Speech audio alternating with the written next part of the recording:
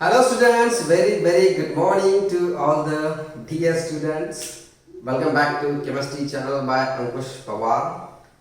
So in previous lecture हमने previous lecture में Nernst equation देखा था बच्चों, which is very important with respect to your NEET and JEE, बार-बार बता रहा हूँ. And in today's lecture we are going to solve the problems related with the Nernst equation, based on the Nernst equation. मतलब ऐसे problems आज हम solve करने जा रहे हैं इलेक्ट्रोकेमिस्ट्री के जो नर्स्ट इक्वेशन पे बेस्ड है ना. इसका मतलब we are going to solve the problems which contains calculation of EMF of cell at any temperature and concentration. Right. So first problem here we are dealing with, यहाँ पे देखो electrochemical cell दिया है. Electrochemical cell का use करके आप electrochemical cell के reactions लिख सकते हो. रिएक्शंस लिख के आप n का number of moles of electrons involve in the reactions वो आप निकाल सकते हो. मतलब n का वैल्यू आपको इस इलेक्ट्रोकेमिकल सेल के रिएक्शन से मिलेगा. राइट. तो देखो हमें यहाँ पे निकालना क्या है. Find EMF of cell at 298 kelvin, है ना. 298 केल्विन पे ईएमएफ ऑफ सेल निकालना है. ओके. तो कैसे निकालेंगे ईएमएफ ऑफ सेल? निकालने के लिए अभी हमने प्रीवियस लेक्चर में नर्स्ट इक्वेशन पढ़ा था. नर्स्ट इक्वेशन क्या बोलता है? E of cell that is EMF of cell is equal to E not of cell minus 2.303 RT upon NF into log to the base 10 of concentration of product upon concentration of reactant. Right. ये पढ़ा था हमने. Right. Next equation. तो इस equation का use करके हम ये प्रॉब्लम सॉल्व कर सकते हैं. कैसे? देखो यहाँ पे दिया क्या है एक्चुअली. पहले यहाँ पे दिया क्या है. देखो यहाँ पे इलेक्ट्रोकेमिकल सेल दिया है, मतलब उसके रिएक्शंस आप लिख सकते हो. हमने देखा है स्टार्टिंग में इलेक्ट्रोकेमिकल सेल अगर देता है तो उसकी रिएक्शंस कैसे लिखना है. यहाँ पे आपको ई नॉट ऑफ, देखो ये कौन सा पोटेंशियल दिया है? रिडक्शन पोटेंशियल दिया है क्रोमियम का. ई नॉट ऑफ आयन का रिडक्शन पोटेंशियल दिया है, आयन का रिडक्शन पोटेंशियल दिया है और क्रोमियम का भी स्टैंडर्ड रिडक्शन पोटेंशियल दिया है आपको. तो इन सब चीजों का यूज करके आप ईएमएफ ऑफ सेल निकाल सकते हो by using the Nernst equation. देखो नर्स्ट इक्वेशन में क्या है? पहले ई नॉट ऑफ सेल है, ये निकालना है. तो ई ऑफ सेल निकालना है. ई नॉट ऑफ सेल कहां से मिलेगा आपको? ई नॉट ऑफ सेल हमने देखा था कैसे कैलकुलेट करना है. E not of cathode minus E not of anode, E not of right half cell minus E not of left half cell. अब ई नॉट ऑफ कैथोड यहाँ पे दिया है. ई नॉट ऑफ एनोड, देखो इन दोनों में से एक कैथोड होगा और एक एनोड होगा. दोनों का रिडक्शन पोटेंशियल आपको यहाँ पे दिया है ना. उसको रिडक्शन पोटेंशियल आप चेंज करके यहाँ पे माइनस साइन चेंज करके यहाँ पे लिख सकते हो. बाद में n क्या है? Number of moles of electron involve in cell. Electrochemical cell का रिएक्शंस लिख के आप इलेक्ट्रॉन्स इन्वॉल्व निकाल सकते हो, number of moles of electron involve निकाल सकते हो. बाद में R और T क्या है? T तो दिया है 298 केल्विन. R क्या होता है? गैस कांस्टेंट, जिसका वैल्यू फिक्स होता है. फैराडे, उसका भी वैल्यू फिक्स होता है, कांस्टेंट है. बाकी क्या है? Concentration of product upon concentration of reactant. Product का कंसंट्रेशन दिया है यहाँ पे. देखो इनमें से प्रोडक्ट कौन होगा, रिएक्टेंट कौन होगा, ये रिएक्शन देखने के बाद पता चलेगा. प्रोडक्ट का कंसंट्रेशन भी दिया है और रिएक्टेंट का कंसंट्रेशन भी दिया है. तो ये देखो कैसे करना है अभी प्रॉब्लम. ओके, प्रॉब्लम को कैसे सॉल्व करना है. Let us solve this problem. Okay, Nernst equation का बहुत ही इंपॉर्टेंट प्रॉब्लम है ये बच्चों. Let us see it. तो देखो ई ऑफ सेल, पहले हम क्या करेंगे? ई नॉट ऑफ सेल निकाल लेंगे. Okay, E not of cell कैसे निकालेंगे? पहले सबसे पहले क्या करेंगे? इसकी रिएक्शंस लिख लेंगे, है ना. जो सेल में रिएक्शंस इन्वॉल्व है उन रिएक्शंस को पहले लिख लेते हैं, है ना. तो देखो यहाँ पे क्या हुआ है? Chromium solid is converted into Cr+3. मतलब क्या हुआ? यहाँ पे ऑक्सीडेशन हुआ. ऑक्सीडेशन कहाँ पे होता है बच्चों? एनोड पे होता है. मतलब एनोड का रिएक्शन क्या होगा? एनोड पे क्या रिएक्शन होगा? ऑक्सीडेशन होता है एनोड पे, है ना. Chromium is converted into Cr+3, है ना. यहाँ पे Cr solid is converted into Cr+3. +3 दिया है, मतलब कितने इलेक्ट्रॉन दिए उसने? 3 इलेक्ट्रॉन दिए. Cr+3. ओके, ये एक्वस होगा. प्लस क्या हुआ? उसने 3 इलेक्ट्रॉन दे दिए, तभी तो +3 आया उसमें चार्ज. राइट. तो ये एनोड पे हुआ ऑक्सीडेशन. यहाँ पे क्या होगा? कैथोड. यहाँ पे रिडक्शन हुआ है. देखो Fe+2 का कन्वर्जन किसमें हुआ है? Fe में हुआ है ना. Fe+2 का कन्वर्जन एफ ई में हुआ है, इसका मतलब चार्ज कम हो गया। चार्ज कम कहाँ पे होता है? रिडक्शन में होता है। इसका मतलब ये जो सेल है वो कौन सा है? Right half cell. Right half cell मतलब कौन सा? कैथोड हाफ सेल, है ना। कैथोड है ये क्या था? एनोड है। कैथोड हमेशा राइट में रहता है, एडिशनल वे है, मतलब लिखने का तरीका है ना, उसको याद रखना है। कैथोड हमेशा कहाँ पे रहता है? राइट में रहता है, और एनोड हमेशा कहाँ पे रहता है? लेफ्ट में रहता है बच्चों। ओके, तो यहाँ पे कैथोड मतलब रिडक्शन हुआ है, यहाँ पे उसका कॉन्सेंट्रेशन दिया है तुम्हें। तो कैथोड पे रिडक्शन होता है, तो यहाँ पे लिखेंगे कैथोड कौन सा रिएक्शन हुआ है? Reduction reaction. Fe+2 का कन्वर्जन Fe में हुआ है, मतलब हम यहाँ पे लिख सकते हैं Fe+2 एक्वस इज। अब देखो इसका कन्वर्जन Fe में कब होगा? जब ये दो इलेक्ट्रॉन एक्सेप्ट करेगा, क्योंकि ये +2 है ना, +2 है, तो इसका चार्ज कब निकल जाएगा? न्यूट्रलाइज कब हो जाएगा? जब दो इलेक्ट्रॉन ये लेगा तब, है ना। तो it accepts the 2 electrons and it is converted into, it accepts the 2 electrons and it is converted into Fe solid. तो ये हो गए रिएक्शंस दोनों के, एनोड हाफ सेल और कैथोड हाफ सेल के रिएक्शंस। अब दोनों रिएक्शंस को क्या करना है बच्चों? पूरा एक इलेक्ट्रोकेमिकल सेल रिएक्शन में कन्वर्ट कर देना है। कैसे करेंगे? इलेक्ट्रॉन्स को कैंसिल आउट कर दो। यहाँ पे देखो कितने इलेक्ट्रॉन है? 3 है। यहाँ पे कितने हैं? 2 इलेक्ट्रॉन है। 3 और 2 कैंसिल आउट होता है क्या? नहीं होता। तो क्या करोगे? इसको 2 से मल्टीप्लाई करोगे और इसको 3 से मल्टीप्लाई करोगे, है ना। तो इसको हमने क्या किया? इसको 2 से मल्टीप्लाई किया और इसको 3 से मल्टीप्लाई किया। तो ऐसा करने के बाद यहाँ पे भी 6 इलेक्ट्रॉन हो जाएगा और यहाँ पे भी 6 इलेक्ट्रॉन हो जाएगा। तो 6 इलेक्ट्रॉन ये क्या हो जाएगा? कैंसिल आउट हो जाएगा, राइट।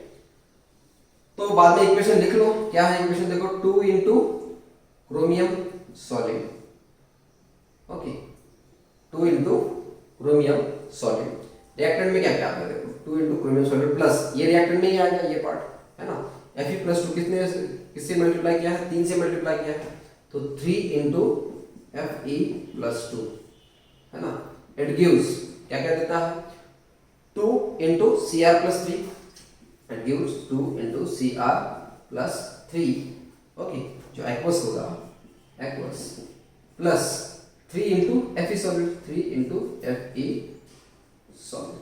तो ये हो गया तुम्हारा टोटल इलेक्ट्रोकेमिकल सेल, है ना, के रिएक्शन, इलेक्ट्रोकेमिकल सेल का रिएक्शन। ओके, अब देखो यहाँ पे हमें क्या करना है, नेक्स्ट चीज क्या करना है। जैसे ही आप यहाँ पे लिखते हो तो आपको यहाँ से number of moles of electron का वैल्यू पता चलेगा। तो यहाँ पे n का वैल्यू कितना आएगा? देखो number of moles of electron lost और गेन।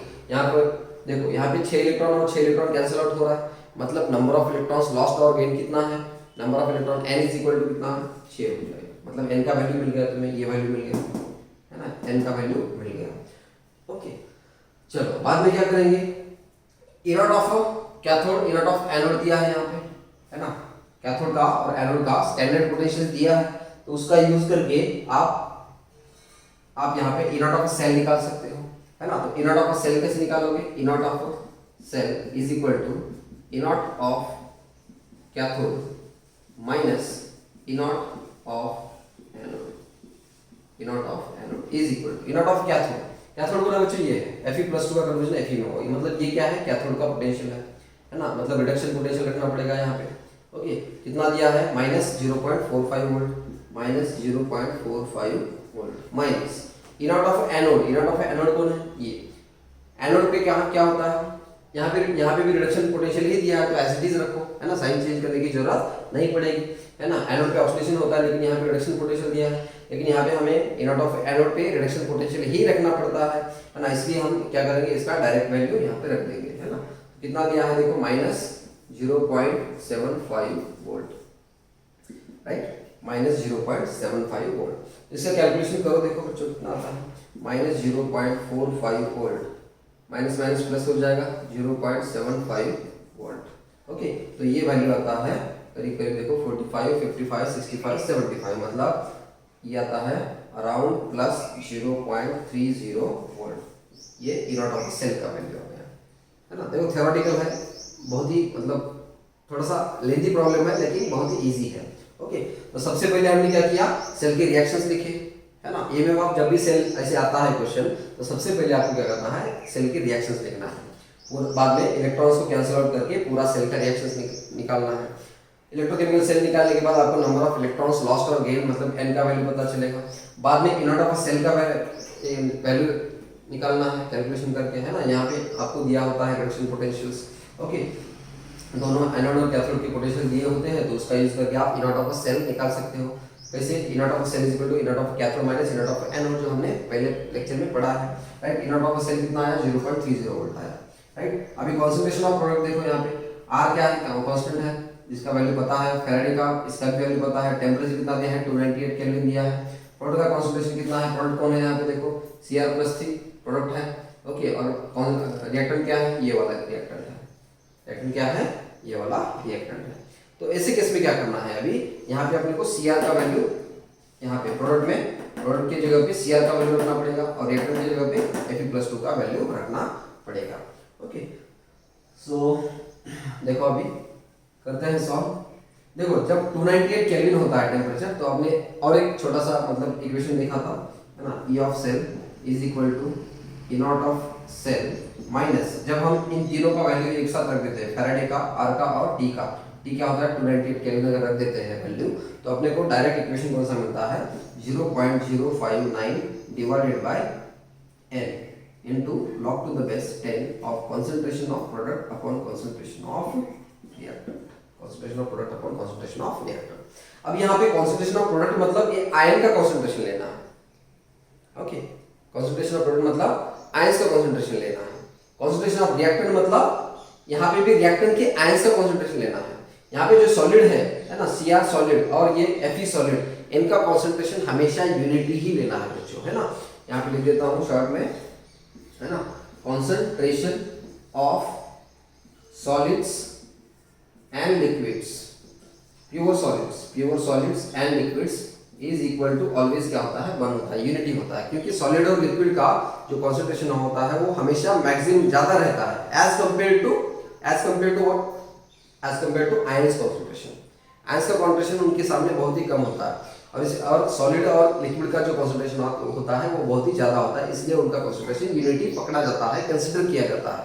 एंड दैट्स व्हाई यहाँ पे हम सॉलिड्स और लिक्विड के लिए, है ना, Fe सॉलिड या फिर क्रोमियम सॉलिड, इनका कंसंट्रेशन हम डायरेक्टली क्या लिखेंगे? 1 रखेंगे, है ना। तो कंसंट्रेशन ऑफ प्रोडक्ट की जगह पे क्या रखोगे? आयन का कंसंट्रेशन रखोगे, ओके। कंसंट्रेशन ऑफ रिएक्टेंट पे भी रिएक्टेंट के आयन का कंसंट्रेशन रखोगे, ओके। तो सब कुछ हमें निकल चुका है। देखो इनॉट ऑफ सेल निकल गया है ना, number of moles of n का वैल्यू निकल गया, r पता है, f पता है, n का वैल्यू भी पता है, t 298 केल्विन पे ये इक्वेशन आता है ना, वो भी रख दिया हमने। बाद में प्रोडक्ट का कंसंट्रेशन रखो, रिएक्टेंट का कंसंट्रेशन हो गया, प्रॉब्लम का सॉल्व, राइट। तो रखो, चलो E of cell is equal to E not of cell कितना आया है? देखो बच्चों 0.30 वोल्ट माइनस 0.059। अब देखो 0.059 को हम थोड़ा सा क्या करेंगे? राउंड अप कर देंगे, ओके। मतलब कैलकुलेशन के लिए इजी रहेगा, ओके। राउंड अप करने के बाद 0.059 का राउंड अप करने के बाद कितना होता है? यस कम ऑन, कितना होगा? 0.059 का राउंड अप किया 0.06 होता है क्या?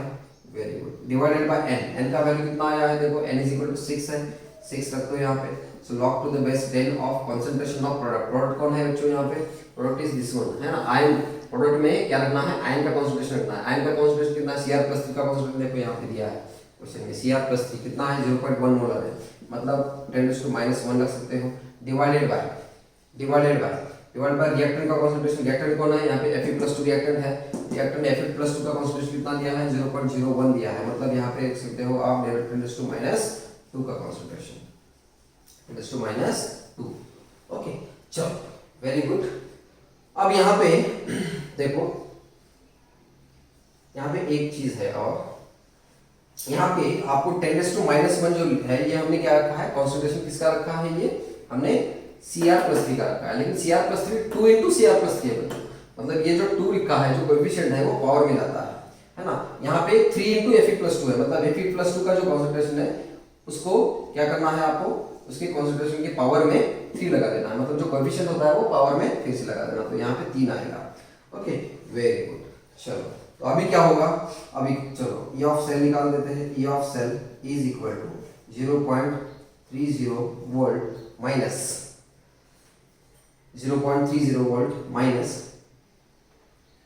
ये कितना हो जाएगा? 0.01 हो जाएगा ये कटने के बाद, राइट। तो 0.01 into log to the base 10 ये क्या हो जाएगा, देखो अब ये 3 टू 6 हो जाएगा, -6 हो जाएगा, तो -6 ऊपर जाके +6 हो जाएगा, +6 में से ये -2 निकल गया तो कितना होता है 10⁻4 हो जाएगा, log to the base 10 of 4. Okay, so is equal to 0.30 volt minus 0.01 into, अब ये 4 इधर आ जाएगा है ना, तो इसको हम ऐसे लिख सकते हैं 4 log to the base 10 of 10. log to the base 10 of 10 क्या होता है 1 होता है ना, तो ये आता है, देखो बच्चों इसको कैलकुलेशन करने के बाद इसका आंसर आ जाता है अपना 0.30 माइनस, है ना, इसको मल्टीप्लाई कर देंगे तो ये बन जाएगा 0.01 इंटू 4, तो इसका फाइनल आंसर आ जाता है 0.26 volt. Now this will be your EMF of cell at 298 kelvin, है ना. तो ये नर्स इक्वेशन का यूज करके हम इजीली क्या कर सकते हैं, किसी भी इलेक्ट्रोकेमिकल सेल का पोटेंशियल निकाल सकते हैं, है ना. सो नर्स इक्वेशन का ये क्या था, एक प्रॉब्लम था. ओके राइट बच्चों, तो नेक्स्ट और कुछ हम इसमें प्रॉब्लम देखेंगे अगले लेक्चर में.